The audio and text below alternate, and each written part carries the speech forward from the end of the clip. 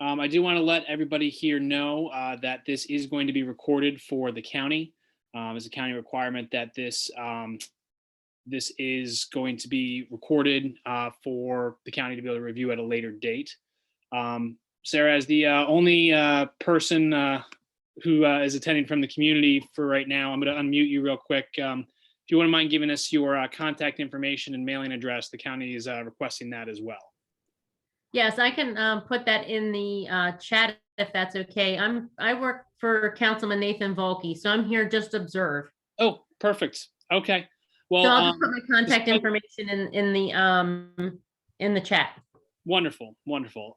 So like I said, this is going to be recorded, so the county staff has a record of it. And despite there not being any community members present other than yourself, they do want us to run through the whole presentation. So I'll go ahead and do that. If you have any questions at the end, we'll be able to do that. All right. Great, thanks. Okay.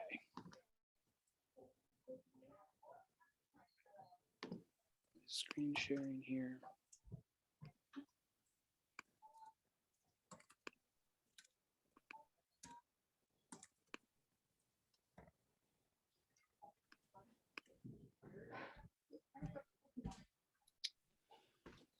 All right, good evening, everyone. The purpose of this evening's meeting is a community meeting during the site planning and site development phase, which is required by Anne Arundel County Code section 17-2-107.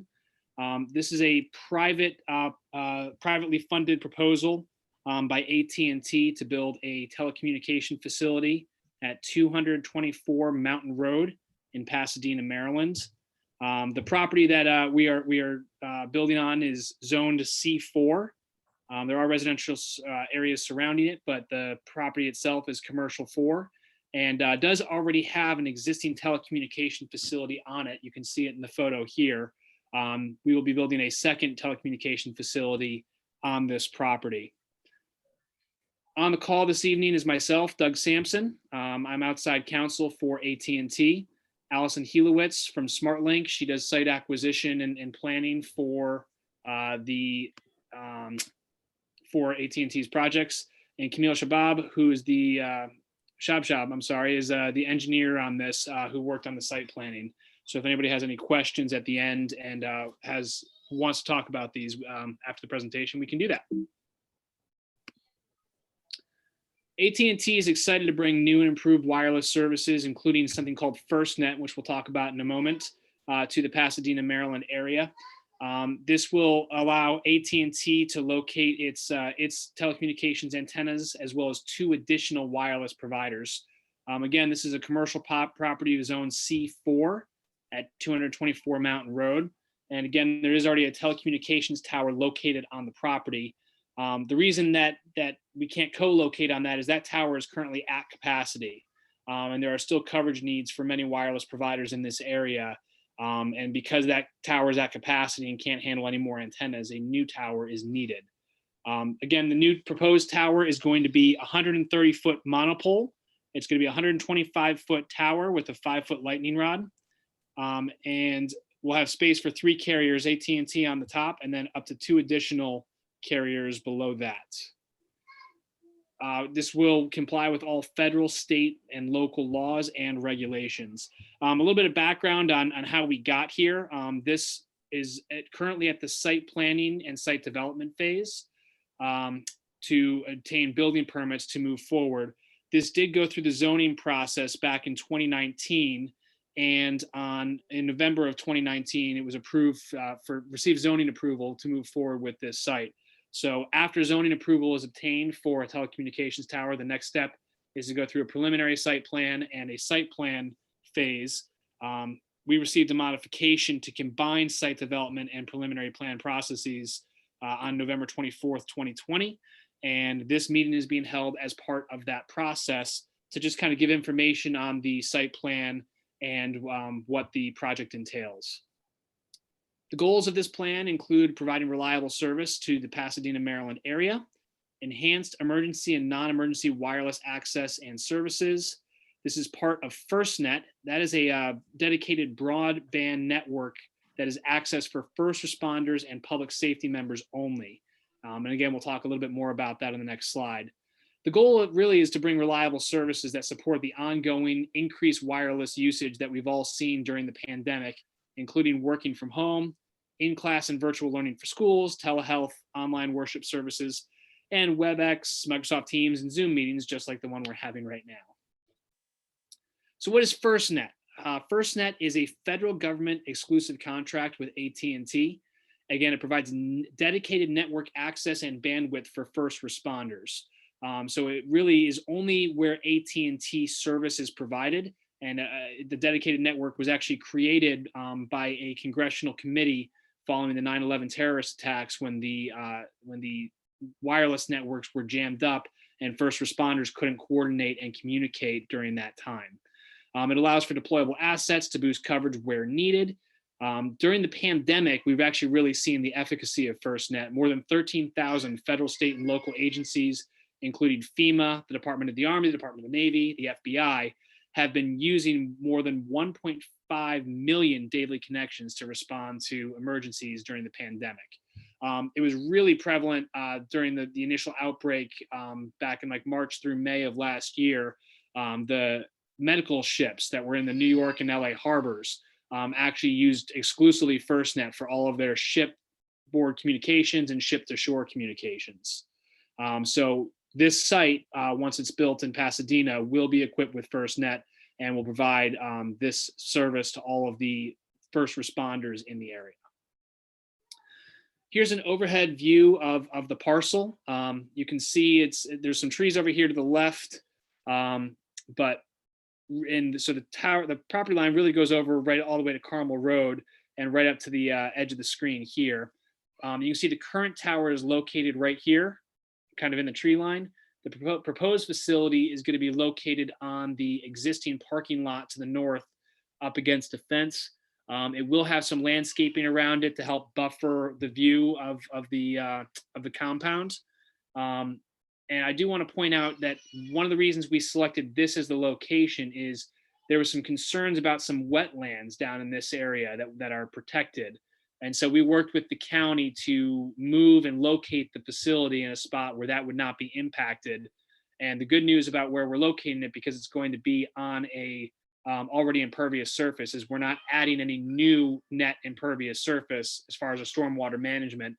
And in fact, when we put the landscaping in, we've been working with the county, and we'll actually be improving the water management, because we're going to be putting the landscaping in and helping add some additional drainage that isn't currently there on the parking lot. This should not have any impact on local traffic. It is a completely unmanned facility that's primarily managed remotely. There's usually about 3 to 4 visits per year by a technician who just comes out to make sure that everything is working the way it's supposed to, usually by a standard vehicle, an SUV, something like that. And there's already access to the proposed facility off the existing roadway and parking lot. So there shouldn't be any problem there. And then additionally, no water or sewer is necessary, because there won't be any facilities other than any facilities for people and comforts. So won't need to put in any additional water or sewer needs there. This is a look at the site plan. So this will be the proposed compound that we saw at the north end of the parking lot. These 3 outlines here are spaces for equipment for the wireless carriers. So the monopole itself will be located that dark circle there to the right. This would be where the monopole is. And then this is space for the 3 different carriers to put their equipment sheds to support the antennas. Again, this is the existing tower compound that's already on the facility. This is a 100-foot tower. This will be a 130-foot tower. And you can see the trees here. And again, the concern was the wetlands down here, which is why we elected to locate on the existing parking lot. Here's a closer look at the compound itself. Again, you can see the future areas for the equipment sheds. This will be surrounded by an 8-foot high chain link fence to prevent anybody from getting into that area. And then, as I said, you don't see it here, but there will be some landscaping placed around the compound to help with the visual impact and make sure that it looks nicer and helps with any runoff from this as well. This here is a elevation view of what the tower will look like. You can see again down here, this is the fenced-in compound, which is a 20 by 35-foot fence compound, which will contain all of the storage sheds and the equipment sheds. AT&T will locate its RAD center, which is where the antennas are located, at about 120 feet. And then there will be 2 additional spaces for carriers below that. And that's pretty much a summary of the project and the ins and outs of the site plan. And if there are any questions, we would be happy to take those at this time. I do. Okay. So I just have 2 questions. So the existing one will still stay in place. Is that correct? This is That's just correct. an additional one being placed to revamp service. That's More correct. for, and the main purpose of the revamp is for first responders, or is that for everyone with AT&T? So it's both. It'll be AT&T. Okay. So AT&T is putting its own antennas on here that is going to provide commercial service for subscribers. Okay. So it is a private AT&T venture to improve AT&T's network. But as a benefit of that, in addition to just the improved wireless services for the community, it also is getting the FirstNet, which brings this dedicated bandwidth for first responders, which the places that we've put it in, we've gotten great feedback that the first responders and emergency personnel really rely on it. And as far as the existing tower, my understanding is that is full. Now, once this new tower is put up, I don't know if some of those providers might want to relocate and if that tower will still be necessary. But one of the reasons this site was selected is specifically because it already had a telecom tower there, and another tower needed to be built in the area to provide additional services.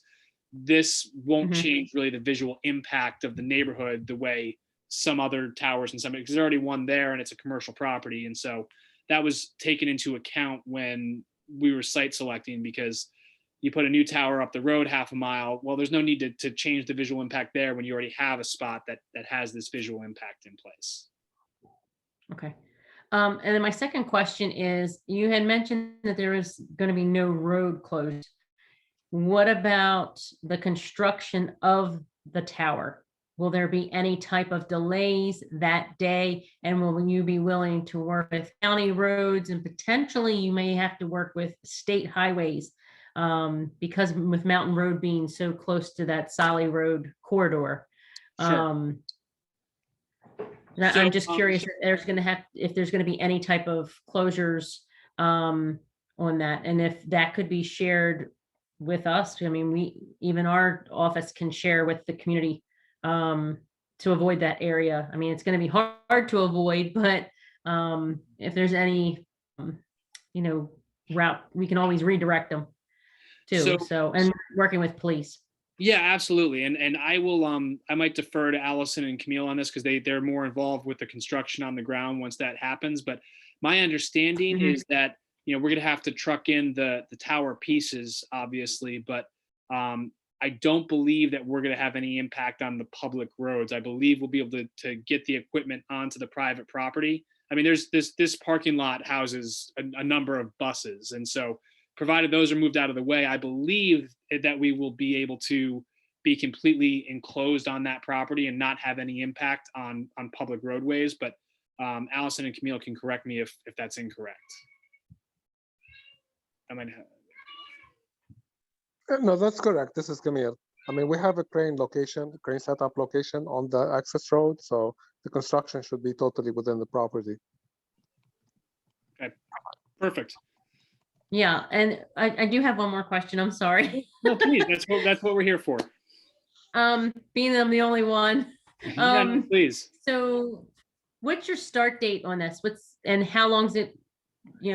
What's the projection for when the job will be done? So it depends on how quickly we can move through the rest of the site planning process and get building permits. But from here to construction, I'll again defer to Allison or Camille, because they might have a better idea on that. I mean, once the construction starts, it's about a month. But the question is, when will it start? And that depends on all the approvals. Yeah, construction, I don't have an exact start date.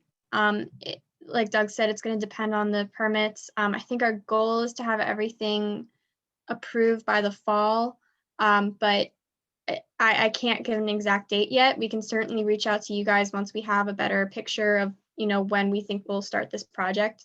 Okay. But I can't give you a certain answer right now. Yeah, and to the extent that the councilman would like to be involved in these conversations, through the rest of this plan, we'd be happy to continue to give him updates on this project as it gets closer and as it moves forward, when different permits come in or things like that. Yeah, that would be great. Just if you wouldn't mind, and I know you have my email address, you also have my address, send us any information. What we normally do is we keep all of that communication. And we do have lots of questions from the community. What's going on with such and such project? When will it be done? When is it starting? I've heard that it's starting. Is it going to impact our roads? We get a lot of questions when it comes to any type of project. So we like to be informed. And I also share with him what information that I obtain. And anything that we get in the office will be shared with him also. And if he's got questions, he will ask. Perfect. And I do think that Allison should be involved in this really up through the beginning of construction. So she can certainly keep your office involved, and anytime you need to reach out to any of us, we're always available. I appreciate that. Thank you. Okay. Well, that's all I have. Great. Thank you so much. Well, it's about 7 p.m. for our 6:30 meeting, and Sarah from the councilman's office is the only community member that's made it out here today. So we're going to go ahead and end the presentation here. We will be supplying this to the county as a recording, and also minutes will be sent out to all of the homeowners who received notice of this meeting.